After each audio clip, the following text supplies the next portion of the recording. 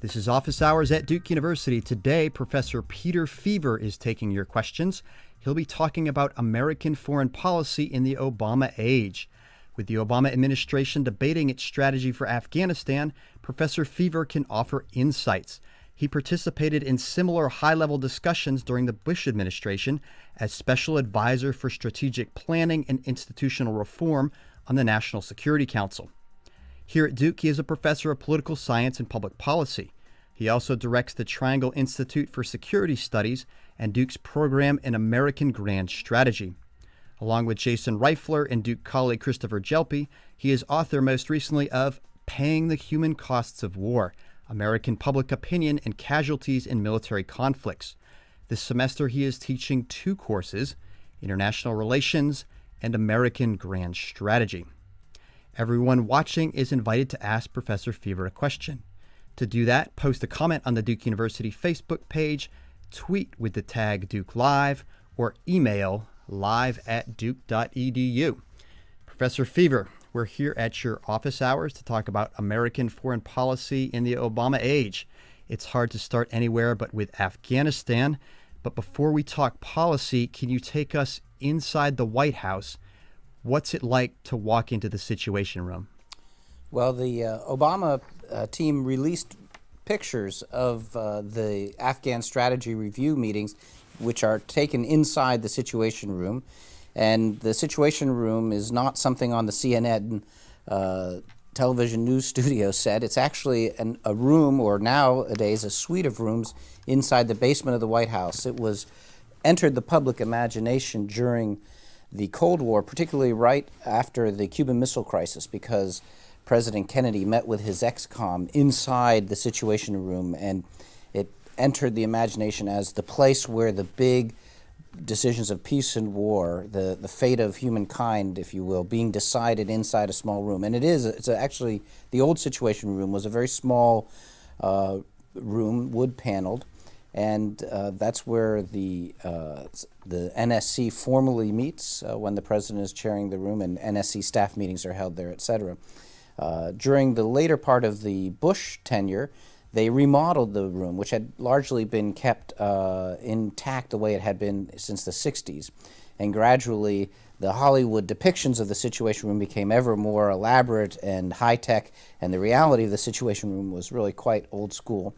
And in the second part of the Bush administration, they remodeled it, and now it's really quite an impressive suite of rooms and a very impressive high-tech fusion area of intelligence. And that's where the Obama people, the Obama National Security Team, I should say, is meeting to debate Afghanistan strategy on a daily basis. That's what it looks like. How do the meetings unfold? Are tensions high? What's it like to be in one of those meetings?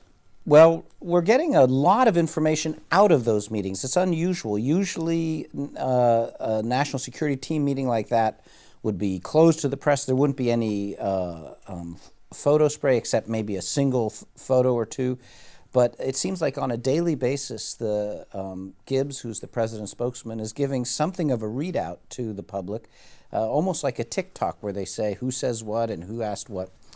So we know a little bit more, perhaps, than we should about the state of the debate inside the room.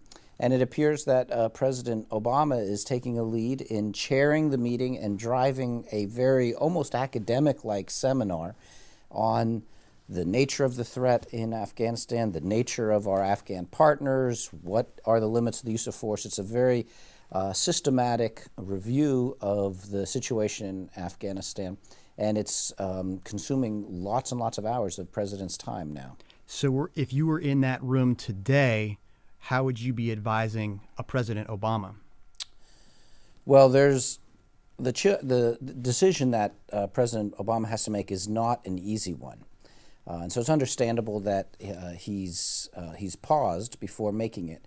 However, I would remind the president that he actually did make this decision already a few months ago. He did a review of Afghanistan, came out in March and announced that he had changed the strategy and had a bold new strategy for the situation in Afghanistan and directed his military to implement that and also to report back on what were the resources, the additional resources they would need. He announced some additional resources at the time and then said the military is going to go out and tell me what else they need and report back. That's what General McChrystal did at the end of August and basically said, Mr. President, here's the strategy you told me to pursue.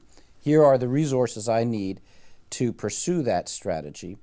And what's unusual about the current review is instead of the president largely saying, okay, that's what I asked you to do and that's what you tell me you need, he's restarted the whole review process. The one that he already did from January to March, he's doing again in September. And that's an unusual move by the president. Now, if I were giving him advice, the one point I would make that I haven't seen discussed much in the public debate anyway, is that the McChrystal option, which is a ramp up of resources, a significant increase in U.S. military personnel, but also a concomitant increase in civilian personnel, that is possible now. It would be very hard in the political climate, but I think it's possible for President Obama to do it now. That will not be possible 2 years from now. It'll be much, much harder in terms of the political climate, in terms of the international political climate for it. And so if you're going to do that move, this is the time to do it. You can't delay it and then expect that you would have that option a couple years from now. Everyone watching is invited to jump into the conversation by Facebook, by Twitter, or by email. We already have a number of questions here lined up. The first one comes by email from Andrew, a Duke Law alumnus, who asks, who is the person Obama is relying on most in making these decisions on a new strategy in Afghanistan? That's a great question, and it's one of the more popular parlor games inside Washington, D.C., is to try to decode who is the president's key national security advisor. I would say that that's a harder question for the Obama team than it was for the Bush team, and it's not at all clear. All of the experts that I've talked to throw up their hands and say they just don't know. What we do know is the following, that the core political advisors of the president, so the Chief of Staff, Rahm Emanuel, David Axelrod, his senior advisor, and Valerie Jarrett, his other senior advisor, those political people have a tremendous amount of influence over the president on a wide range of issues, not just domestic policy, where you might expect them to have that influence, but they also play a big role, particularly Axelrod and Rahm Emanuel, on the national security front. And the first photo that came out of the Afghan strategy review session prominently showed David Axelrod. He was sitting at the backbench, but he was square in the middle of the frame, along with Chief of Staff Rahm Emanuel. And it dramatized, it underlined the point that the political advisors are playing a huge role in the national security deliberations. Now, that being said, who among the national security team has an influential role? The names that I would have expected to be prominent have not been prominent, at least not in the daily readouts that we're getting. So Ambassador Holbrooke, who was appointed as the Afghanistan czar, actually the Afghanistan-Pakistan czar, and is probably one of the most formidable diplomats in the Democratic Party, one of the leaders within the Democratic Party in terms of experience in foreign policy, a very long and distinguished record diplomatic service, and had been considered a front-runner to be Secretary of State. He was given this portfolio precisely because it was so central to the Obama administration, and he's their 800-pound gorilla, if you will. And it's striking to me how rarely Holbrooke's name is in these readouts. How rarely does it appear that he's a major force in the debates. I'm surprised by that, and I've asked a number of reporters on it. I know they're pursuing that story, and maybe we'll learn more in the days to come. But he's certainly an important player, but he doesn't seem to be as pivotal as he might have been. Another person who doesn't seem to be as pivotal as you might have expected is Ambassador Eikenberry, who's the U.S. ambassador, so the senior civilian on the ground in Afghanistan. And for that matter, General McChrystal, who's the senior military person on the ground in Afghanistan. Both of them, their analogs in the Iraq days was General Petraeus and Ambassador Crocker. Both McChrystal and Eikenberry have had a much more subdued role. They don't seem to be as central in the review process. Obviously, McChrystal's report is central, but he's not in the room arguing for one thing or another. So it seems to be the four names that are left by process of elimination are the four most senior officials. That would be the Vice President himself, Vice President Biden, who has very prominently given a number of interviews in the press, but also his staff has been very vigorous in backgrounding on his behalf and promoting Vice President Biden's view. He's very much a key player. Secretary Gates and Secretary Clinton both are key players, and there was an interesting New York Times article that suggested that they are actually more or less in agreement on what should be done. And then the fourth player is General Jones. And in some ways, he's the most interesting character because he's the National Security Advisor. That's the traditional role, is to be the honest broker between various competing proposals. And he's had a very uneven tenure. He was the first of the senior Obama people to be named as most likely to leave. There was a whispering campaign against him from within the White House back in the spring. And he went to Afghanistan this summer and gave a message to the troops, to the general, saying, don't ask for more troops. That was reported on in the Washington Post and created a bit of a firestorm of controversy. So he's had a controversial role in this process up until now, but he seems to be a pivotal player as well. Professor Feaver, we have 140 people participating in office hours here. Everyone is invited to jump into the conversation by Facebook, by Twitter, or by email. We've got a question here by email. Comes from Charlie. It's a two-part question. He says, Dear Professor Feaver, President Obama has famously delayed responding to the McChrystal report's recommendation of an additional 40,000 troops to be dispatched to Afghanistan. If we infer from this that Obama is cooling on the war, and if he is cooling on the war, are the reasons behind this domestic in origin or related to the progress of the war on the ground? Many thanks, Charlie. Well, that's another good question.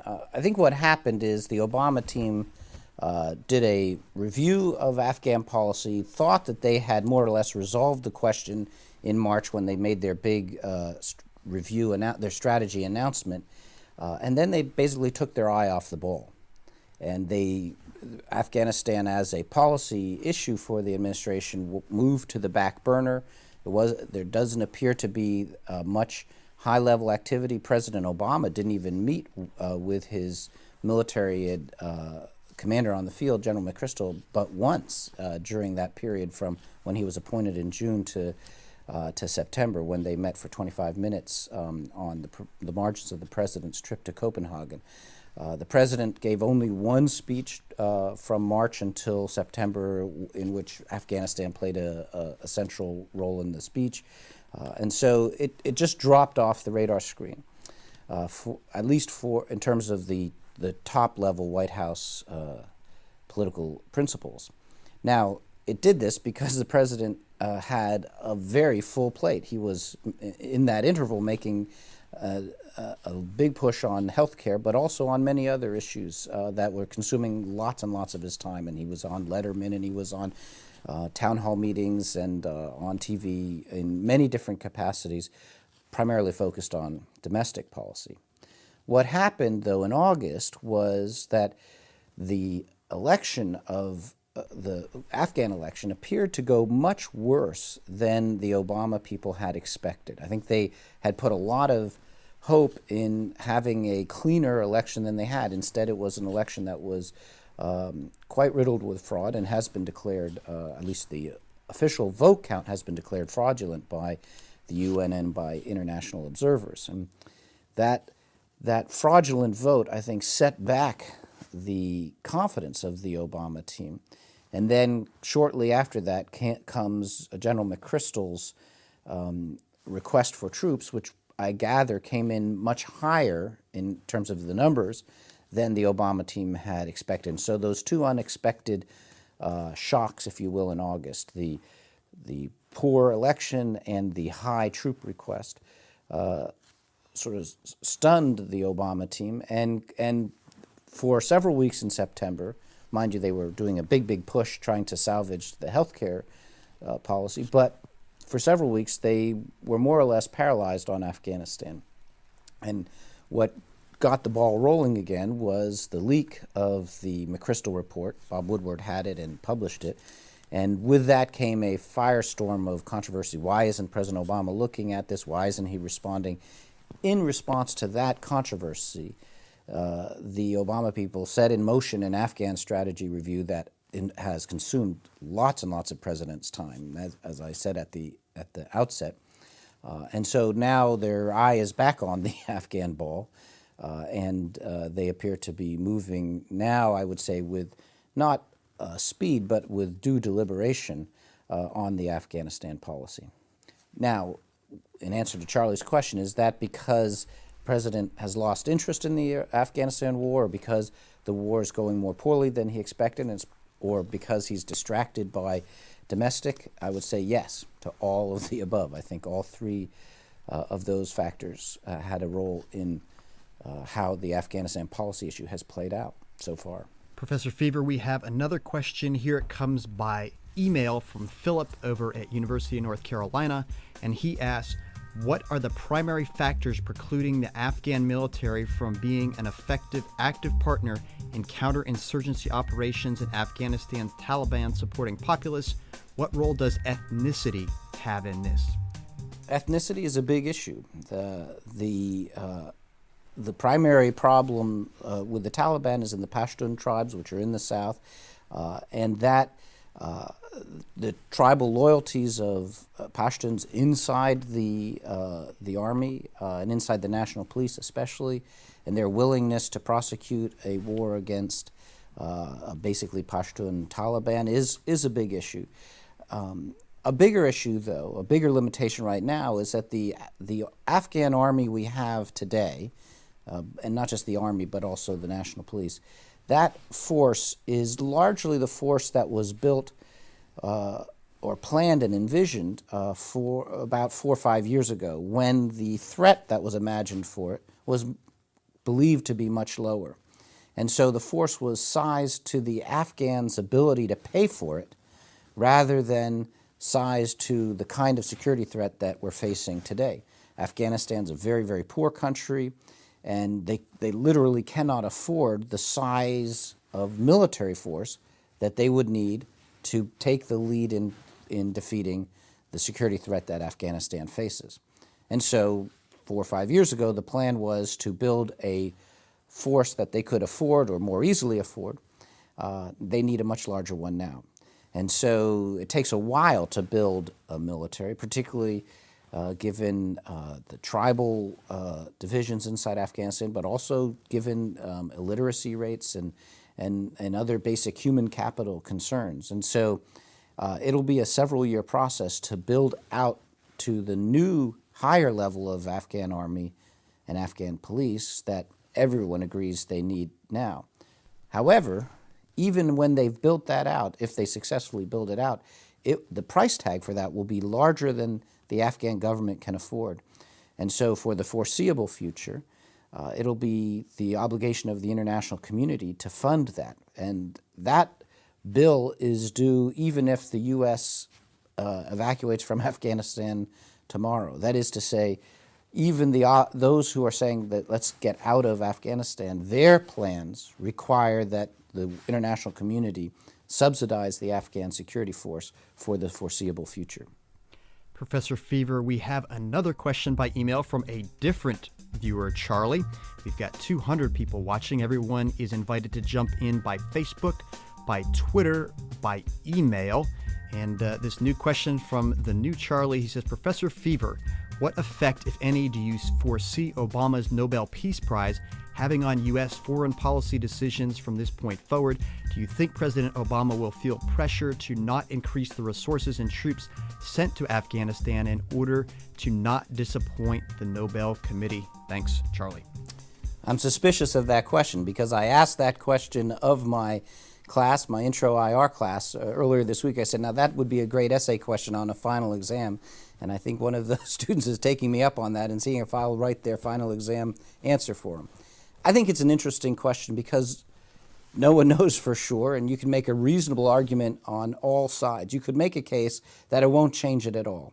That is to say that President Obama will recognize that he didn't really earn the Nobel Prize. I don't think there's any serious observer out there who thinks that he's already accomplished the kinds of things that a Nobel Peace Prize winner already has accomplished. And also that it's merely reinforcing things that he already wanted to do anyway, and so it won't change the direction of what he's trying to do, nor will it substantially increase his capacity to do it. That is, people who are impressed by him winning Nobel Prize already were impressed by him and were already willing to do all that they could do to help him. People who are depressed by him winning the Nobel Prize were already opposed to him. And so we could make an argument that it has no effect whatsoever.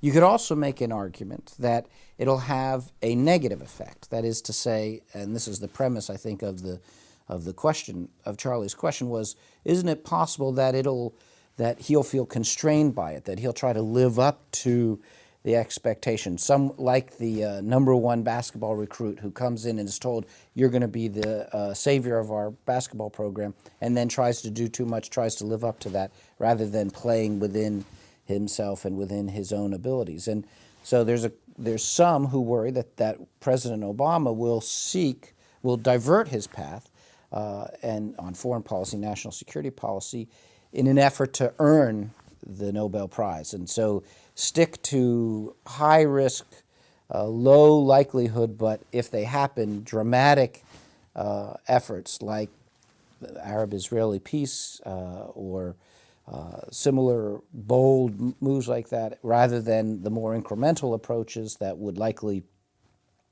yield more tangible but less dramatic fruit over the next several years. So it might twist it in that way, or it might mean that he will ask during the Afghan strategy review, if not openly, I mean, unlikely he'd do it openly, but maybe in the back of his mind he says, what would people who were impressed by the Nobel Prize think about the decision I'm going to make on Afghanistan? That would be a very foolish way to let the Nobel Prize affect foreign policy. He shouldn't be making the decision based on what 5 Norwegians thought. That he should be making the decision on Afghanistan based on what he sees as is in our national security interest, regardless of what the Nobel Prize Committee might think, or regardless of what the Nobel Prize would have pushed him to do. And so you could make an argument that it actually would have a negative impact, or you could make, and this is the third argument, that maybe it would have a positive impact. Nobel Peace Prize winners historically have had their platform expanded by winning the Nobel Prize. It gives them soft power, sort of a respectful audience, and so you could argue that the Nobel Prize might do that with President Obama. He already has global celebrity status, so it's hard to see how this improves it dramatically, but it does improve it on the margins. Moreover, and this would be a more interesting argument, what the Nobel Prize Committee did, and this is how President Obama is interpreting it, was given affirmation to American values that President Obama has espoused in his speeches. And so that this was a way of reinforcing global approval for American values. Yes, there was global disapproval for the previous president, President Bush, who was very unpopular in many parts of the world, not in all parts of the world, but in many parts of the world, certainly in the parts of the world that the Nobel Peace Prize Committee represents. And that this was a way of that part of the world saying, we were opposed to President Bush, but we're not opposed to America or for the values for which America stands. And so it was a way of restoring public respect for United States and for U.S. values. And if President Obama is able to parlay the Nobel Peace Prize in that fashion and expand American soft power on the margins, that might actually improve foreign policy. So I could expect a good student essay on the final exam developing any one of those three positions, and I won't tell you which one would get the higher grade. Professor Feaver, we have another question here. It comes by email from David, and he asks, the research you've done with Professor Chris Chelpy shows that Americans are more likely to support a foreign war if they perceive the United States heading towards victory.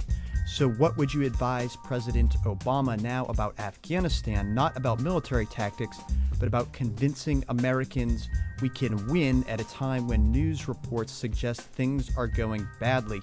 What's the best communication strategy? Well, that work, which was with my colleague Chris Chelpy and Jason Reifler, who was a graduate student at the time and now a professor at Georgia State, argued or discovered. It's something that came out of the data more than it was something that we brought into the argument, but discovered that the public tolerance for paying the human costs of war is a function of two attitudes. It's a function of the interaction of two attitudes. Was the war the right thing, and are we going to win that war? A retrospective attitude of, were we right to start this war, and a prospective attitude of, are we going to win this war? And the intersection of those drives the public's willingness to accept casualties. And you can imagine a 2-by-2 table. People who said, it's wrong to start this war and we're going to lose, well, they have a very low tolerance for the war. People who say it was right to start this war and we're going to win, they have a very high tolerance for paying the human costs of war. The intermediate categories are the interesting ones. People who say it was the wrong thing to start this war, but we're going to win. We can and will win. And we call those people the Pottery Barn people, after Colin Powell's modification of the putative Pottery Barn rule. If you broke it, you bought it. And these are people who said it was probably a mistake to go in, but now that we're here, we have to win, we can win. That's the Pottery Barn. And then the other group who said it was the right thing to go into war, but we can't do it now, the Nobel failure crowd. It turns out that the Pottery Barn crowd has a larger resolve or a higher endurance factor for supporting the escalating costs of a war. And the Nobel failure crowd is, while they say it might have been right to go in the war, they are more willing to get out now, given that they believe that the war has failed. So both of those attitudes matter, but the one that seems to matter the most is expectations of success. So that's what our argument discovered. But that we also argue in that book that it's not just an issue of communications. It's not a communications problem. It's a policy problem. That is, the public is watching what's happening in the war, and if you have a strategy that is not working, over time, the public will see that, and you can't message them out of that. If your strategy is not working, they will see it, and over time, they will lose confidence in the war, and you'll have all of the other public opinion problems that flow from that. Facts on the ground matter is another way of putting it. And so this was certainly the way the Bush administration saw it, but it's also, I would argue, the way the Obama administration should see it. First and foremost, get the policy right. Get a strategy in place that will lead to success. And if you don't have that, no amount of messaging, no amount of presidential speeches and national addresses and op-eds or what have you can change it. However, if you have the right strategy, that by itself may not be enough. You also have to communicate it effectively to the American people. You have to persuade the American people that you are committed and that you will not go wobbly. You, meaning the president, will not go wobbly. You have to persuade the American people that there are benchmarks or milestones along the way that they can be looking for, and you say, look to that milestone. If we hit that milestone, then you know we're making progress. These metrics, milestones, what have you, they're important. And you have to have a reasonable theory of the case. There has to be a logic to the strategy so that the American people can hear the logic, look at it, and especially have experts look at it and say, yes, that's a reasonable strategy. It does make sense. The causal logic underlying it works. That'd be the jargon that the political scientists would use, but the American public is sort of making a more gut level thing. Does that make sense? Is that likely to work, or is it not likely to work? And we believe that if you change the facts on the ground and you present a compelling case for that, you can shift public opinion. The public was very, very hostile to the Iraq War by the fall of 2006. They thought that we were losing. And by the way, President Bush agreed. And he, by late fall, said, I think we are losing. The strategy that we're in is not leading to success. The president ordered a change in the strategy. He ordered new resources to that. The combination of the new strategy and the new resources became known as the surge. And then over the course of 2007, the president and his advisors, and especially General Petraeus and Ambassador Crocker, explained the strategy repeatedly to the American people and to the political leadership. And then finally the strategy began to show results on the ground, dramatic results on the ground, hitting milestones and meeting metrics that indicated that the strategy was working. And the effect it had on the American public was to just drain the air out of the get out of Iraq immediately balloon. And by the end of that year, by the end of 2007, you had people who had started the year saying, this is not going to work, this is a disaster. You had people at the end of the year saying, oh, we knew all along that it would work. And the drive to get out of Iraq as fast as possible dissipated. And that shows that you can change the domestic public political environment if you change the facts on the ground. And so the challenge for President Obama right now is changing the facts on the ground inside Afghanistan, developing a strategy that will do so. Once they have that, I'm confident that this team can explain that to the American people. This is a very effective team at campaigning, and the president is a very gifted rhetorician. And so if he commits the political capital, and if the team commits the president's time to it, I'm convinced that they could shift the domestic political environment if they chose to. Professor Feaver, we have about 225 people participating here in your office hours. We've got another question by email, comes from Corbin. He's actually listed 4 questions. We'll just take one for now. And he says the professor suggested, based on its omissions in President Obama's speeches and meetings with General McChrystal, that he has not paid much attention to Afghanistan. How does that compare with the focus top Bush administration officials gave to Afghanistan, where Afghanistan and Iraq discussed at the same time? Yes, and during the time period when the Iraq strategy review was being done, this was in the fall of 2006, and there was a lot of high-level attention on Iraq because the Iraq war was in such a dire situation.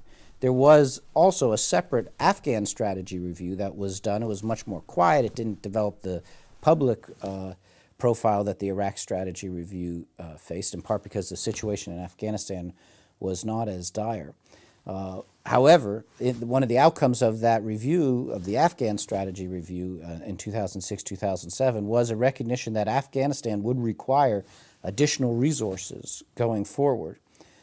But it was also a high-level strategic decision that we had to do Iraq first. We had to get Iraq on a stable trajectory before we could shift resources to Afghanistan. And by the end of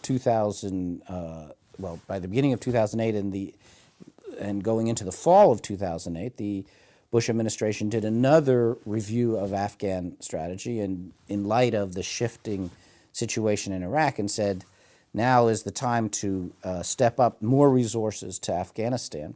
The president left the decision of whether to shift those additional resources to, President Bush left that to his successor, but the results of the review were largely complete by the late fall of 2008. And so when the Obama team came in, and starting in January, they did their own Afghan strategy review, and then they announced the results at the end of March. People who had been on the inside of the Bush Afghan strategy review said they've largely covered the same terrain and their conclusions are largely ours. It's essentially the same strategy, different letterhead. At least that's what the situation was as of March 2009. Professor Feaver, we've got another question here. This one comes by Twitter. It's from Ben NC, and he says, your take on Biden idea to consider the move of troops instead to Pakistan? I'm not sure that is Biden's position. I'm not sure that he's advocating moving U.S. combat troops to Pakistan. That would be a very risky move. The Pakistan government does not want large combat units of U.S. troops running around in Pakistan. The problem in Pakistan is not the number of available troops. Pakistan has a very large army, and it would dwarf the U.S. Army, at least the units that the U.S. could deploy to that. What matters is Pakistan will. And I'm not sure that U.S. combat units operating inside Pakistan would increase the Pakistani will, the will of the Pakistani army to fight. I think it actually could have a perverse effect. What Vice President Biden is talking about is a remissioning of U.S. forces, removing the counterinsurgency mission from their portfolio, and having them focus just on counterterrorism. It's a more narrow mission set, and the operations that would take place in Pakistan would be largely of, as I understand his plan, it would be largely of the drone unmanned aircraft strikes that have already taken place. They might be ramped up slightly. The problem with Vice President Biden's plan is that the psychology and the intelligence aspects, the intelligence, that is to say, getting information about the enemy aspects, both of those pieces wouldn't work, or the experts say, General McChrystal in particular says it wouldn't work. To do the kind of focused, targeted counterterrorism strikes that Vice President Biden wants to do, you have to have excellent intelligence on the forces that you're targeting. You get that intelligence from the local population who says, we think you're in it for the long haul, we think you're going to win, and so we're going to trust you and give you information on where the bad guys are. And what we saw in Iraq time and time again is that when the local population thought that we were on our way out or about to lose, the quality of the intelligence we got from them about targeting al-Qaeda in Iraq or other insurgents, the quality went down. And so you couldn't do it, and you had to do less targeted strikes, less precision strikes, strikes in which you had higher degrees of collateral damage. And of course, the more collateral damage you have, the harder it is to keep the international community on board for this mission. And so that becomes a death spiral for the mission. And General McChrystal said that that kind of strategy over time doesn't lead to stability, it leads to what he called chaosistan. So the strategy is attractive, particularly it's sort of the kind of academic strategy that is appealing in academic seminar rooms. But when you ask the people who would actually have to implement it to do it and assess would it actually work in practice, it doesn't seem to have as plausible a prospect. Professor Feaver, we have about 240 people participating in your office hours here, and there's still more questions on Afghanistan. But let's put this conversation in perspective. You direct Duke's program in American Grand Strategy. How would you put strategy in Afghanistan in context with overall American Grand Strategy? Well, grand strategy refers to the highest level of national strategy that integrates all elements of national power: military, diplomatic, political, economic, psychological, soft power, etc., to chart the overall course of the country of the United States in world affairs. And so, what is America's role in the world? What are the chief threats we face? What are our chief resources? How do we match up our resources against those chief threats at the broadest level of aggregation? That's what grand strategy is about. Now, President Obama, when he was candidate Obama, made an important grand strategy claim, and that is that the war in Afghanistan was more important than the war in Iraq. That's the kind of decision that a grand strategist has to make. Which of the various conflicts I'm in is more important? Which one should be the priority? And he made the argument that Iraq was secondary to Afghanistan. President Bush made the call the other way, particularly in the second term, that you had to win you had to win Iraq before, or you had to produce a stable, successful trajectory in Iraq before you could shift to focus on Afghanistan. President Obama said, no, you actually can accelerate in Iraq regardless of whether you're making progress, because Afghanistan is more central. President Obama made that grand strategy argument. He also made the argument that you can't do Afghanistan without seeing it in conjunction with, inescapably linked to Pakistan. Again, that's the kind of grand strategy question. Can you look at this problem in isolation, or is this problem really integrally linked to some larger problem, and you have to address both together? That was another important grand strategy judgment that President Obama made.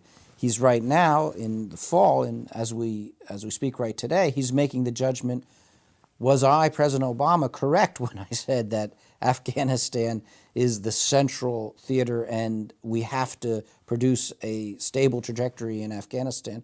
Or is the situation changed so that we can't do that and we now need to come up with a grand strategy that will advance U.S. interests even without achieving the level of success that I, during the campaign, said we had to achieve in Afghanistan? That is another kind of grand strategic judgment.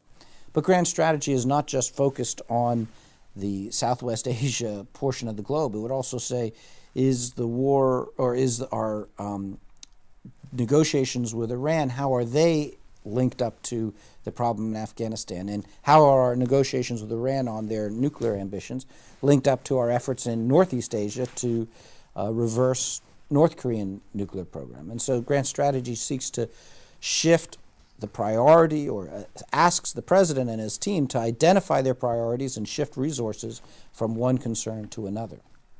Professor Feaver, you mentioned the Bush administration emphasis on Iraq, and of course you served for some of the time in the Bush administration and was not a public commentator to the media during that time, but the New York Times was nice enough to go and give you credit for being a lead author on a national security report, National Strategy for Victory in Iraq. The report emphasized the importance of defining and attaining victory in Iraq. As you look back now, is the United States close to victory in Iraq? Well, I tell my students that that article is a good reason not to trust everything they read in the New York Times, because unfortunately that article didn't have my role exactly correct. It is the case that I worked on that strategy document, and I actually helped write the outline for the very first draft of it, and that's why I opened up the Microsoft file, and Microsoft Software remembered me as the primary author. But by mid-September, even I guess late September, the primary authorship had shifted to Megan O'Sullivan, who's coming to Duke in a couple weeks. And she was the lead author for that, and it just so happened that Microsoft Word remembered that, and when the document was posted on the White House web page, they forgot to remove the metadata. And so an enterprising reporter discovered my name, said, "Who's P. Feaver? I don't know who that is." Googled my name and connected a number of dots, and had a story that's not exactly accurate for what my role was. But in terms of your direct question, are we close to victory? I would argue that we are not at a stage of victory in Iraq, that we are still in a period where the Iraq situation could unravel, that it could, there's an important elections coming up in January. If those go poorly, if they reignite sectarian zero-sum conflicts, particularly in this case between Kurds and the Sunni and Shia Arabs in Iraq, if that reignites old sectarian concerns, the Iraq project could still unravel. So it would be premature to declare victory in Iraq. I do think, though, that Iraq is on a better trajectory today in October 2009 than it was in October 2006. In October 2006, it was in a very negative trajectory. And what President Bush did with his surge decision, his surge strategy, was change that trajectory put it on a positive one and give the Iraqi people a chance to have a better outcome, a much better outcome than they could have had based on where things stood in 2006. Professor Feaver, we have 250 people here participating in your office hours, and we've got a question here by Twitter. It comes from B.R. Buckwall, who asks, how would you rate the Bush administration's strategy in Afghanistan? Well, you would have to rate it by phases. If we say October 2001, which is when the Bush administration made a very fateful decision, and that was to invade Afghanistan before they had accumulated the conventional troops that the existing war plan called for. So in the Pentagon has war plans for virtually every possible contingency. And there's an arm of the Pentagon whose job it is to develop war plans, contingency plans. And the contingency plan for Afghanistan that was extant in September 2001 called for a very long build-up towards a primarily conventional-based invasion, and it would have taken months and months to accumulate it because Afghanistan is so far away from U.S. Logistics nodes, and of course it's very difficult. You can't get there by road except by going through Pakistan or Iran, and so it's just an extremely difficult country to invade. In fact, if you were in September 2001 to say what is the hardest country for the U.S. to invade, one of the most difficult ones would have been something like Afghanistan, just as a matter of logistics. And what the Bush administration decided to do is throw out that plan and say, we can't wait that long. We need to act now. If we wait, al-Qaeda might be able to attack again. There was a great fear, as you recall, that al-Qaeda had follow-up waves of attacks imagined. And my judgment, I wasn't in the Bush administration at the time, but my judgment is that the administration was afraid that if the al-Qaeda was able to strike again before the U.S. could attack back, that the public outcry would be so strong that the kinds of responses would have been completely unmeasured, that the U.S. response would have been the public outcry for the U.S. response would have been even higher than it was. So the president ordered a very innovative plan to be implemented, which required invading Afghanistan basically with a handful of CIA operatives, some special forces on horseback, and then working with existing military units of the Afghan military units, because they were in a long, long civil war, to gradually to serve as the ground forces. This is an unusual, very innovative military invasion plan. As weeks went by, they were able to flow in a couple more U.S. Units, including Rangers, who came in November. I'd say most people thought, I don't say most, but many experts thought it wasn't going to work.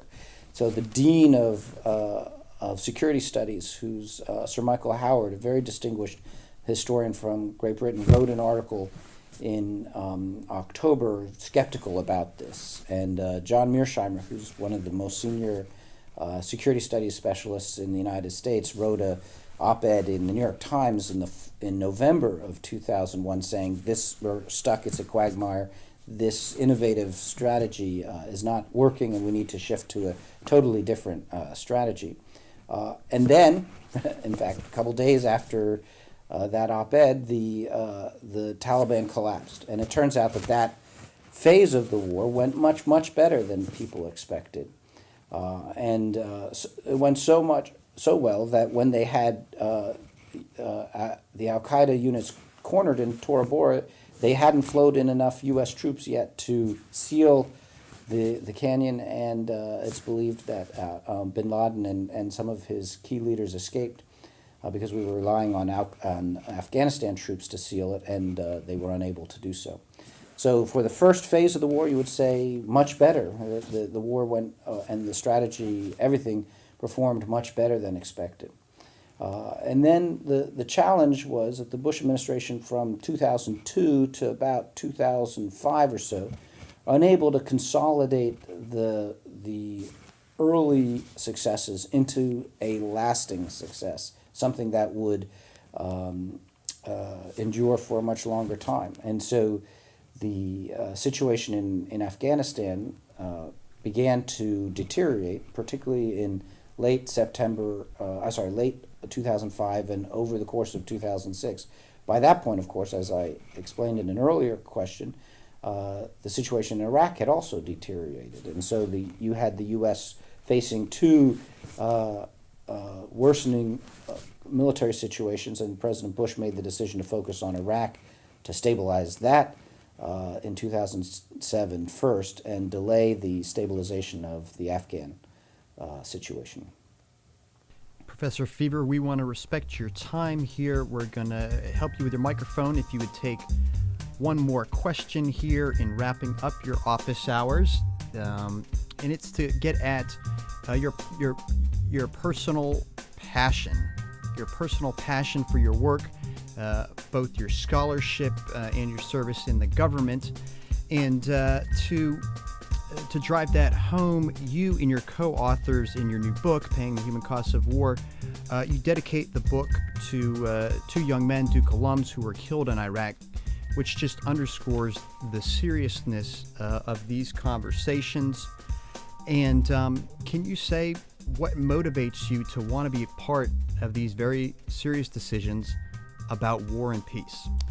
I didn't know personally those two students, but I have a great deal of respect for anyone who puts their life on the line, who risks their life, or who has loved ones, family and loved ones who are risking their lives to defend American freedoms and defend the Afghan people or the Iraqi people around the world. Those are very, very compelling gestures on their part, and they deserve the respect and support of all of us. But one of the things they deserve from us is that we send them into conflict only when alternatives are worse than the military option, and when we send them, that we commit to seeing it through to a successful conclusion, and that we don't leave them hanging out there. When President Bush was making the tough decisions on the Iraq War, he reported to me and to others that time after time he would meet with the parents of soldiers who had died in Iraq, and there was a range of opinion, range of emotions, as you can imagine, but the one that seemed to come through the most often was people saying, see it through so that my son or daughter has not died in vain, that there was a desire on the parts of those who have served to see that the sacrifice that they made produced a lasting and good outcome. And I think that for those of us who are in the business of national security, we owe it to them and to everyone else to help the president develop the best policies he can that have the best shot of producing a lasting, enduring, but good outcome. And that's what I try to do. That's what I try to teach my students to do. And that's what I know President Obama is trying to do right now. Professor Feaver, thank you for taking your office hours online today. The conversation can continue. Viewers can post a comment on the Duke University Facebook page, tweet with the tag Duke Live, or email live@duke.edu. Next week here on Duke's Ustream channel, look for a Talk Wednesday on intellectual property law by Google's Senior Copyright Counsel William Patry. And next Friday, participate in an office hours discussion on leadership in difficult times with Duke Chapel Dean Sam Wells. To learn more about Duke, visit duke.edu.